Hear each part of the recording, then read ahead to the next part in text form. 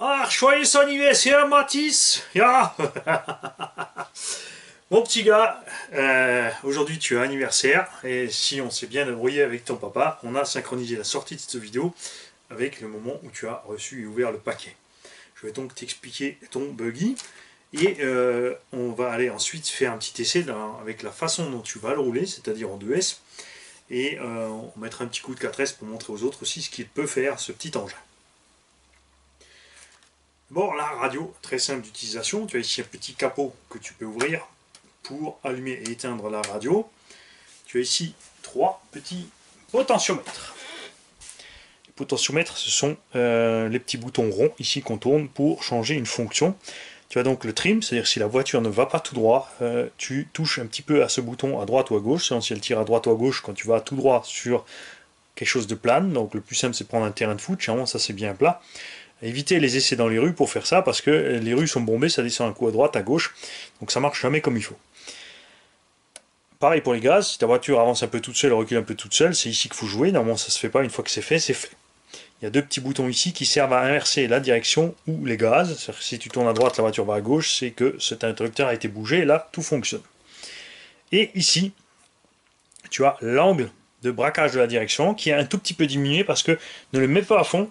Si tu le mets à fond, la direction va trop loin en fait et ça décrante le sauf-cerveau. Donc tu le laisses comme ça ou tu peux diminuer. Mais dans tous les cas, si jamais tu le remets à fond, il faut vite vérifier sur le véhicule, tu braques à fond et tu regardes où ça coince et tu diminues jusqu'à ce que ça ne coince plus. Ça, je vais te le montrer tout à l'heure. Cette petite radio est équipée d'une petite batterie LiPo.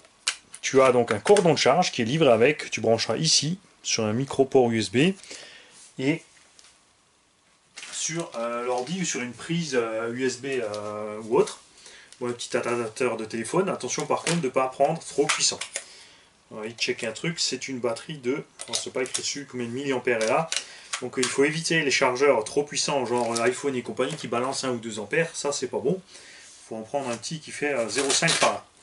Tu reçois une petite sacoche dans laquelle tu peux mettre la radio, il y a la notice avec de la radio de la voiture.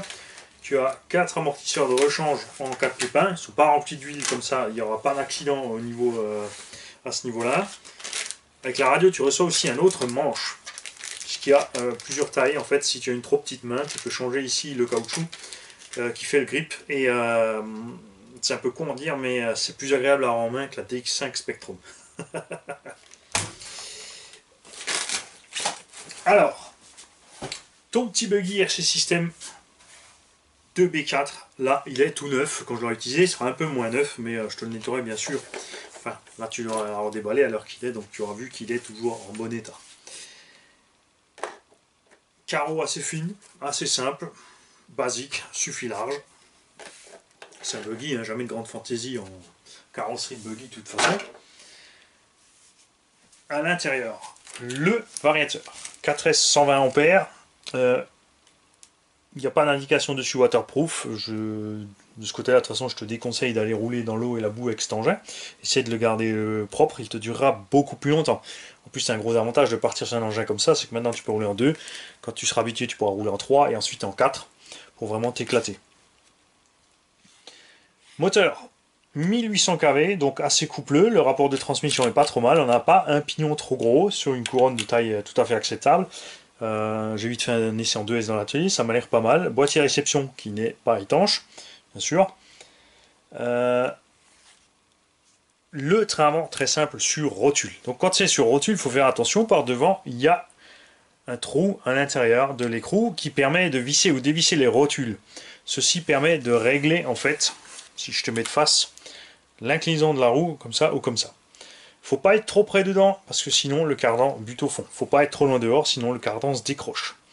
Et sur, là on le voit, autour de ce trou pour la rotule, c'est aussi un scipan parce que c'est une vis qui sert à régler le jeu dans les triangles. C'est-à-dire que tu dois avoir un peu de jeu comme ça sur la chape. La chape, c'est cette pièce-là. Il faut qu'elle ait un peu de jeu sur les rotules, mais là ton papa va t'aider. Ça peut arriver suite à un choc que cette vis sorte un petit peu ou autre chose, et du coup, tu vas te retrouver avec la roue qui bouge dans tous les sens, il suffira de les resserrer un peu. Si tu serres trop fort, tu bloques la suspension et la direction, là, tout marche à merveille. Parlons des suspensions. Cet engin sorti du carton est beaucoup trop dur, il y a des cales ici de suspension pour le durcir, Et il y a de l'huile assez fluide, de la 200 dedans. Par contre, la suspension est absolument béton. Quand on laisse tomber, ça rebondit. Donc là, j'ai tout simplement, puisque toi tu vas rouler un peu plus cool, percé 2 trous supplémentaires de 2 mm dans les pistons, ce qui fait qu'on navigue bien à mi-hauteur. Tu es tranquille, tu as un peu de débattement, et quand tu accélères, il peut remonter sur ses suspects. Le fait que la suspension travaille bien laissera les roues au sol, tu auras donc une grande motricité et un véhicule très très maniable. Ce qui est marrant aussi au niveau des huiles, cet engin a les diffs huilés et ils sont bien huilés. L'avant et l'arrière c'est pareil, le centre est même un peu plus dur, c'est très bien. On a un petit cerveau ici qui fait 10 kg en métal, suffit largement, tu vas voir. Tu as des cardans CVD devant et derrière, donc ça c'est cool, et des centraux classiques. On a les petits renforts en alu ici, c'est vrai qu'on a beaucoup d'alu sur ce châssis, on a des gros renforts en alu, on a le châssis qui est bien plié ici, qui fait quand même un bon 3 mm d'épaisseur. C'est de l'alu chinois d'entrée de gamme, ça fait le travail, c'est pas un char d'assaut quand même. De toute façon là, si tu roules en 2S, tu l'abîmeras pas, en 3S non plus, ensuite tu seras habitué, donc tu feras attention. C'est pas un engin pour faire des gros sauts de folie et autres et des figures libres. Tu profites, tu roules sur ton terrain cool, tu fais des petits sauts en longueur, style cross, comme ça, sympa. Mais pas plus si tu veux que ton véhicule dure. Ce qui est bien avec RC System, c'est que c'est relativement bien distribué en France, donc les pièces sont dispo partout. Mais perso, je pense pas que tu vas cacher quelque chose, et au pire, ce sera des petites pièces fusibles. On a un grand classique ici sur ce buggy, c'est le maintien des axes avant, qui est en plastique, qui est vissé à la cellule par 2 vis, donc il arrive sur les gros coups, si ici ça prend un trop gros coup, qu'on casse cette pièce. C'est pas plus mal, ça évite de péter plus.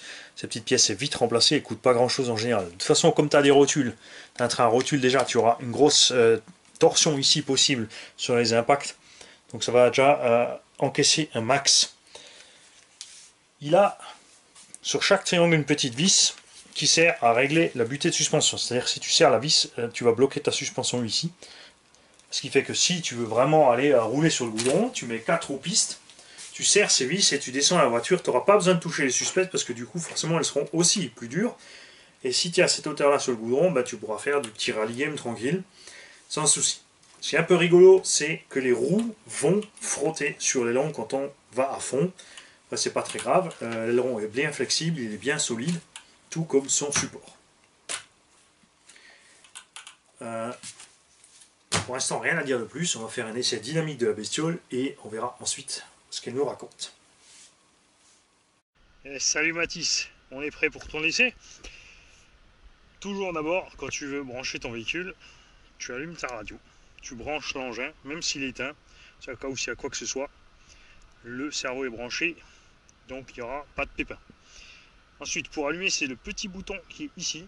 Tu appuies juste un petit coup dessus. Ça bip, c'est prêt. Là, tu peux mettre ta carreau. On va donc faire un premier essai pépère en 2S et ensuite on va te montrer ce qu'elle peut faire en 4. La suspension est donc bien assouplie, elle encaisse bien maintenant. Les pneus sont de moyenne qualité aussi, mais ça devrait le faire pour ton usage, c'est-à-dire tout type de terrain. Ça part tranquille sans octet.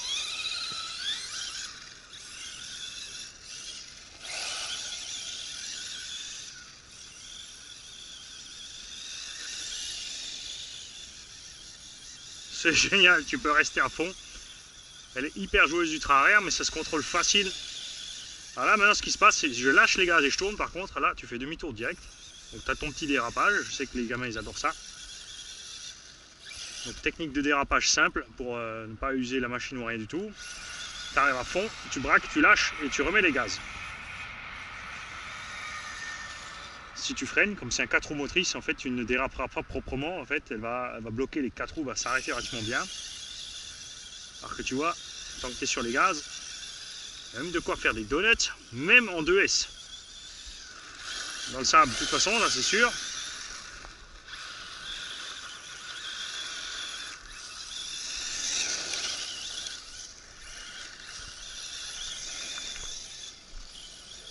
Alors, ce qui est sympa en 2S, quand vous laissez un buggy, un 8ème à un gosse, c'est que même s'il part plein pot,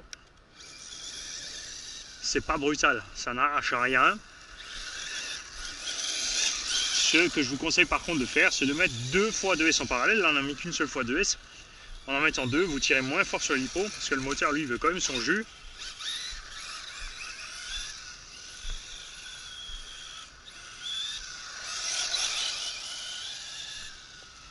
Je viens pas assez régulièrement ici et chaque fois j'oublie à quel point c'est agréable de rouler sur ce petit terrain.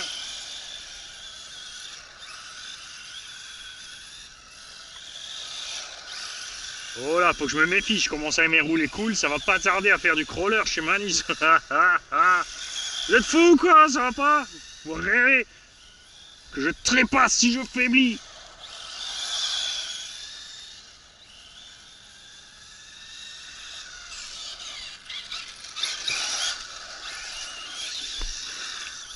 Alors t'as vu dans le sable, ça glisse à mort, dans l'herbe, ça se tient super bien, les pneus font un super boulot. Vraiment très très facile à conduire, la direction est vraiment hyper précise. On a vraiment un bon feeling avec cette radio. Et là, maintenant que tu as vu ce que ça donne en 2, on va le passer en 4.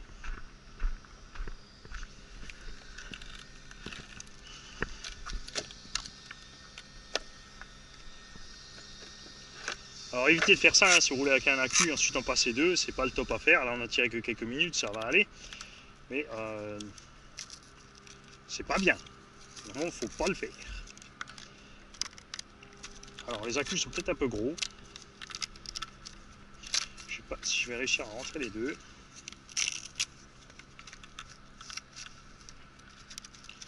Si, c'est bon.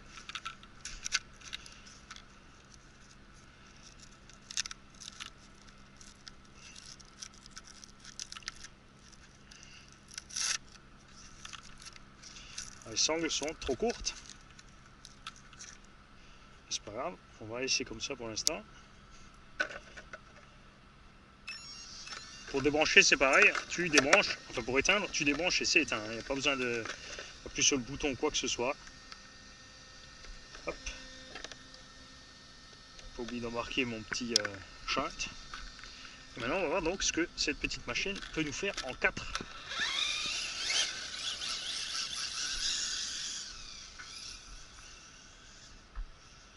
Franchement sympa. Après j'ai pu voir que le prix de vente normale se situe entre je crois 350 et 380 €. Ce que je trouve un peu beaucoup pour ce type d'engin. Après il est bien solide. Mais pour 380 on a un Obaou Hyper SS. C'est quand même un cran au-dessus au niveau des alus et tout le reste. Donc je pense que le prix de ce petit machin n'a pas tardé à descendre, surtout à l'étranger. C'est toujours en France en fait qu'on aligne bizarrement le prix des machines sur, sur leur taille et non pas sur le prix qui est prévu par le constructeur. C'est un buggy 1.8, alors on aligne sur le prix des autres buggy 1.8 alors que les constructeurs, c'est pas du tout prévu comme ça. Bon, t'as la preuve, t'as vu, c'est solide. Et avec un peu de chance, on va retrouver le cardan d'une certaine Apsima 2.8 qui va nous gicler à la tronche au passage. Performance plus qu'acceptable, franchement super sympa ce petit truc.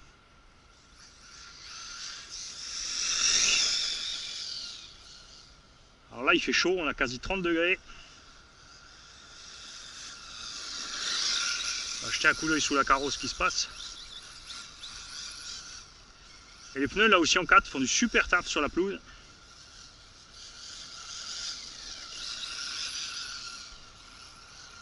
Ce qui est très agréable aussi, c'est que les amortisseurs sont assez longs pour aller dans tous les points d'ancrage possibles proposés par le constructeur. Parce qu'il y a des buggy qui ont plein de points d'ancrage inutilisables.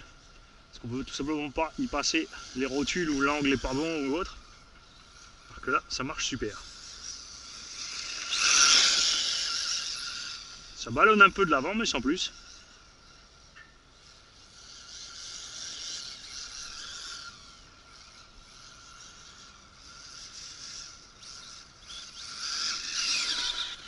Le freinage est bien doux. Il pourrait être un peu plus, mais en fait c'est très bien. Quand même que c'est excellent. Pour un entrée de gamme, pour un gamin, comme ça évitera les blocages et tout ça. Les tentatives de front flip et de gros sauts mortels.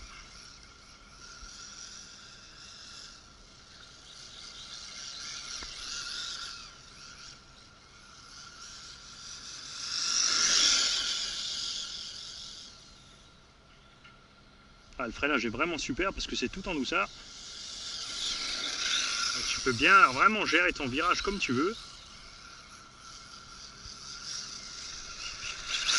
Ah, moi j'adore, franchement, c'est super pour un petit usage comme ça.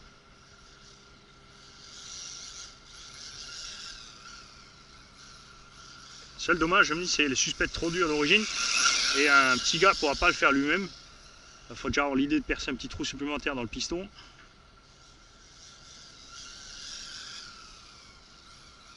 Allez, on va checker la température dans le bordel.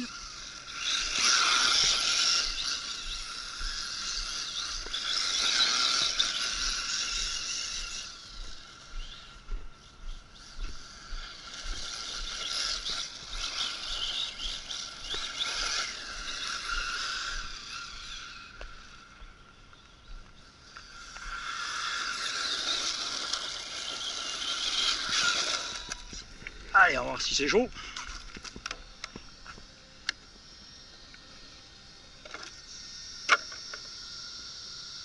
C'est chaud mais sans plus, donc ça va bien. Alors Mathis, j'espère que tu seras content avec cette machine et que tu vas t'amuser autant que moi. Je te souhaite encore une fois un joyeux anniversaire. Salut.